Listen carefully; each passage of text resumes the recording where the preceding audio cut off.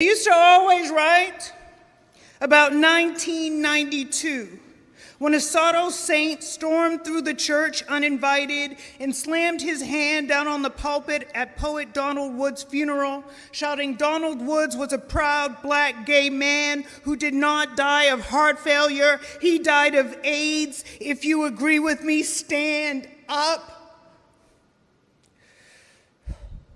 To everyone's shock, a lot of us, including me, did stand up when it was common for families to hide the cause of death of young men who died from AIDS, if they were even buried at all, and weren't abandoned. Sometimes black men who were spiritual gave last rites to dying men to say that we were all God's children. Someone told me about a thin boy, thin with fear and death, played the piano for the choir. No one touched him or talked about it. I know in my mother's family, her mother's sister said a parasite had killed her son when he died suddenly. But I remember once seeing him coming out of a gay bar in Boston, and all the white boys said, "How do you know her?" And I don't know if it was he or I who said, "Cousin." "I am his cousin," I said. And then he made me promise not to tell anyone in the family that I'd seen him there. So when they said parasite, I knew something didn't ring true. His mother, a seemingly healthy woman, died shortly after that, but I always felt their deaths were related. His mother either from the lies or the repression or a broken heart, having lost her young son. As an aside, I know everyone blames Jussie Smollett for his lies and staged attack.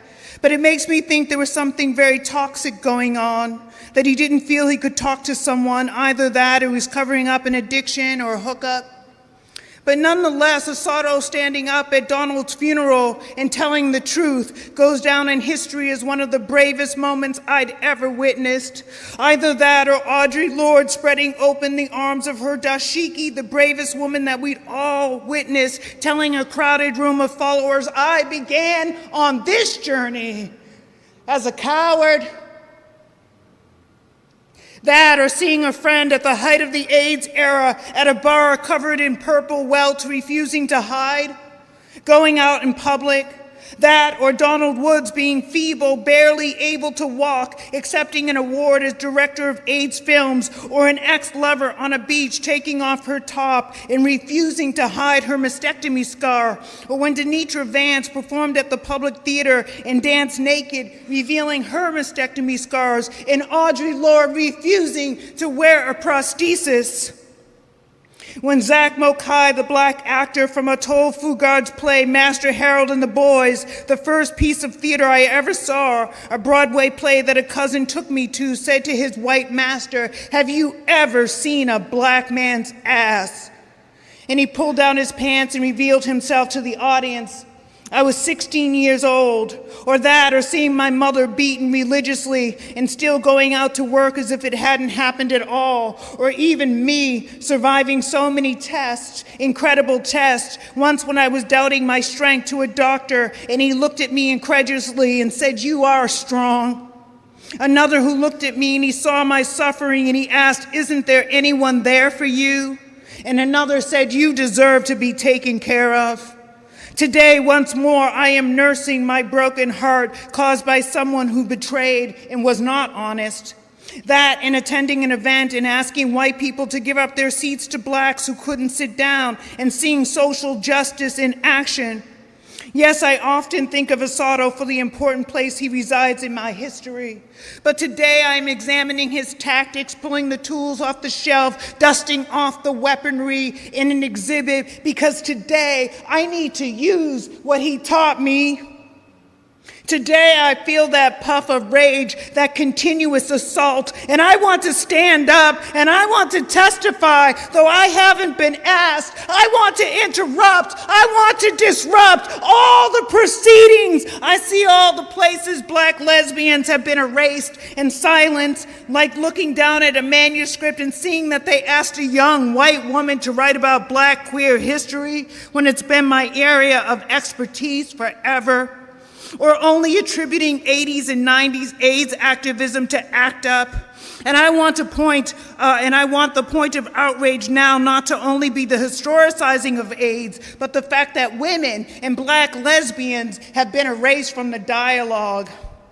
When there were so many organizations like GMAD, other countries, Adodi, Men of All Colors Together, Salsa Soul, Las Buenas Amigas, and more, or asking where are all the Black lesbians on the first season of Pose, because certainly we were there on the piers and part of that history.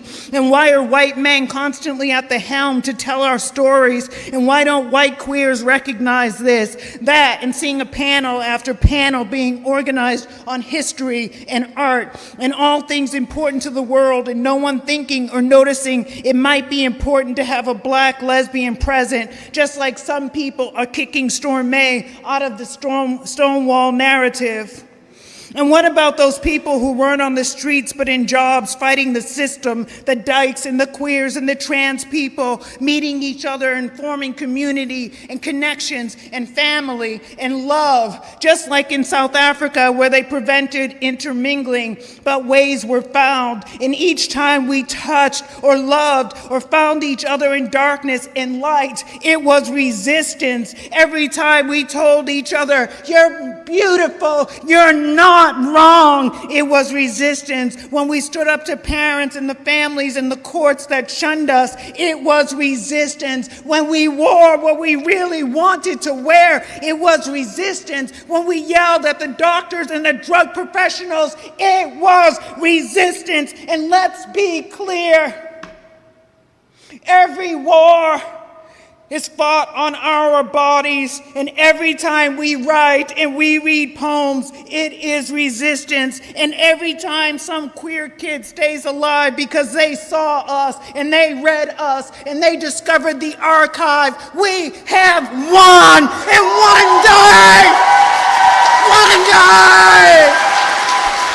one day,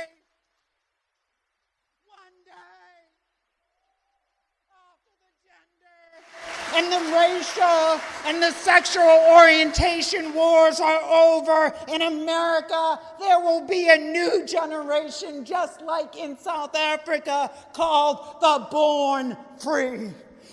Thank you. Thank you. Thank you. Thank you. Go out there and fight. Thank you. Thank you. Thank you. Thank you. Guys, thank you. Thank you. Thank you. Thank you. Thank you. Thank you. Thank you. Go out there and fight. We got to keep fighting. We're at Reclaim Pride on Sunday on the Great Lawn. Come on out. Thank you.